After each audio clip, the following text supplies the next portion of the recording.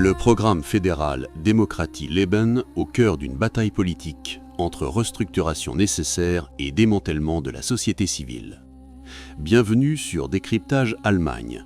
Voici les dernières actualités concernant l'un des piliers de la politique intérieure allemande, le programme fédéral Demokratie-Leben ou Vivre la démocratie.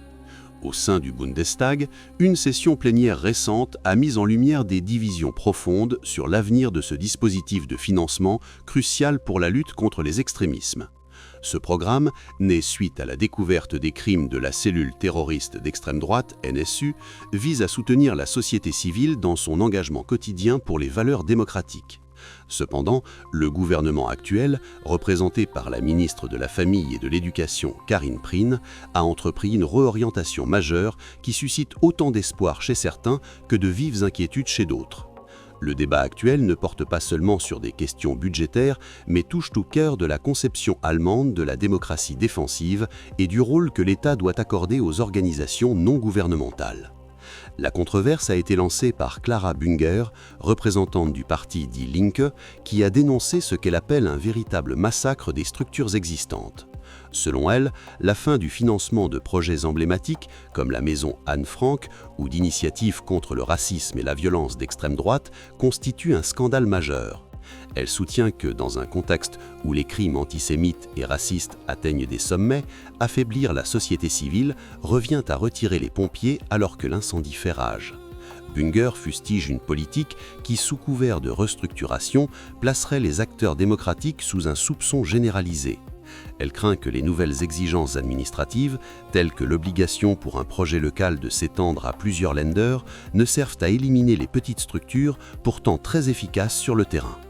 Pour l'opposition de gauche, le combat contre l'extrême droite et l'antisémitisme ne doit pas être qualifié de libéral-gauchiste, mais doit rester le socle commun de la société allemande. Face à ces critiques, la ministre Karin Prien a défendu une vision plus large et plus efficace de la promotion de la démocratie. Pour la représentante de l'Union chrétienne-démocrate, la démocratie allemande est certes forte, mais elle est de plus en plus sous pression, tant de l'extérieur que de l'intérieur. Elle insiste sur le fait que la confiance des citoyens dans les institutions s'érode et que le programme doit désormais s'adresser à ce qu'elle appelle la majorité silencieuse.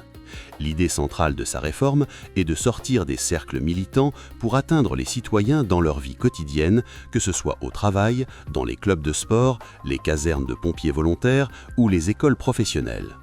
La ministre argue que tout système doit être capable d'apprendre et de s'adapter. Selon elle, certains projets n'ont pas atteint les objectifs escomptés et il est de la responsabilité de l'État de s'assurer que l'argent des contribuables soit utilisé de manière optimale. Un point crucial de cette réorganisation concerne la lutte contre l'antisémitisme qui devient une priorité absolue. Karin Prien a tenu à clarifier que si certaines lignes de financement sont supprimées dans leur forme actuelle, les porteurs de projets ayant fait leurs preuves sont invités à postuler à nouveau dans le cadre de nouvelles directives. Elle rejette catégoriquement l'idée d'un démantèlement global, préférant parler d'une modernisation nécessaire, notamment pour faire face aux défis de la radicalisation numérique et de l'intelligence artificielle. Le gouvernement souhaite également renforcer le contrôle de l'utilisation des fonds, exigeant un engagement sans faille envers la loi fondamentale.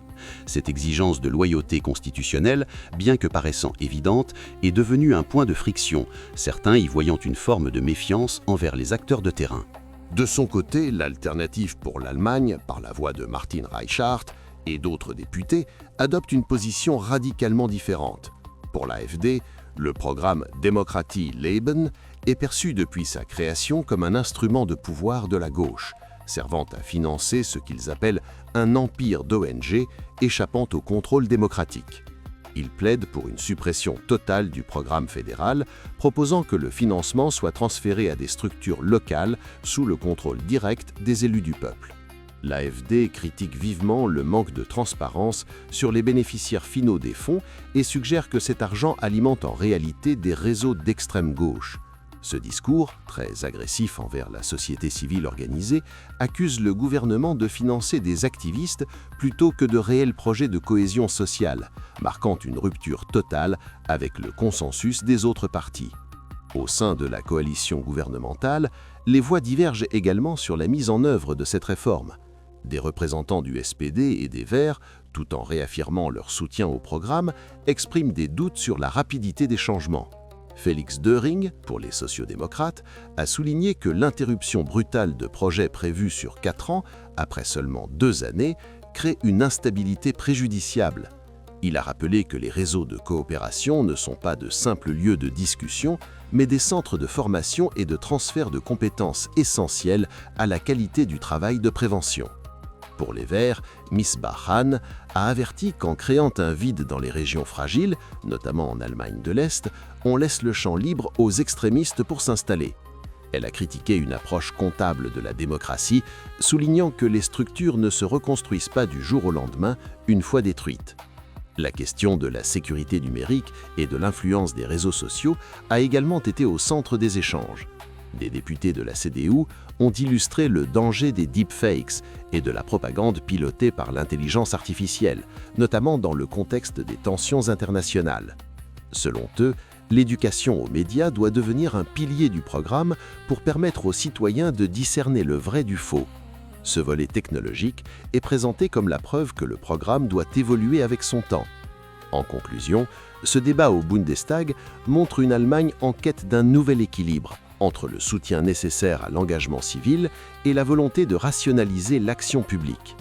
Alors que la menace de l'extrémisme de droite reste considérée par la majorité comme le danger principal, la manière de le combattre divise désormais la classe politique sur des lignes idéologiques claires, laissant de nombreux acteurs de terrain dans l'incertitude quant à la pérennité de leurs actions de terrain.